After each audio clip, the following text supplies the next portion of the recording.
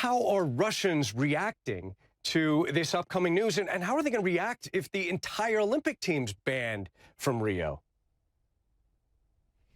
Yeah, well, I can tell you, 387 Russian athletes are on pins and needles right now, awaiting this decision by the IOC, whether or not the entire team will be banned. And, you know, in the life of an athlete, if you miss 4 years, if they can't go this year, 4 years is an eternity in an athlete's life, and they might not be able to compete again.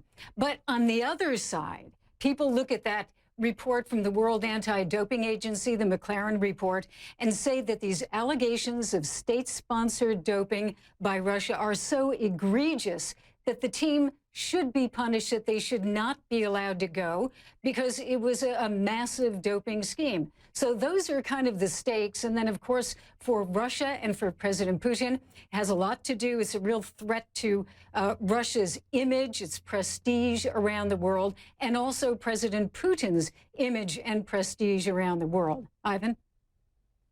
Is there any self-criticism going on in Russia about these really alarming allegations of a state-sponsored doping scheme? You know, that is a good question. Actually, I don't think that there has been that much. That said, President Putin insists there is no state-sponsored doping program in Russia.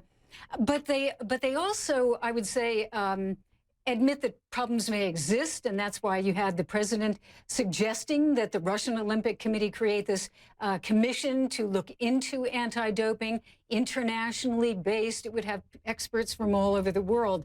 But if you look at the media and the way they have been covering it, much of it is knocking down the McLaren report. They've had experts that I've read saying, look at this point, look at that point, it's not right, it's not right. And so I think if you were a Russian sitting there watching the media, you'd say it's all made up, or at least maybe half of it is right, but the whole thing is basically a lie. And this is yet another attempt to blacken the image of Russia around the world.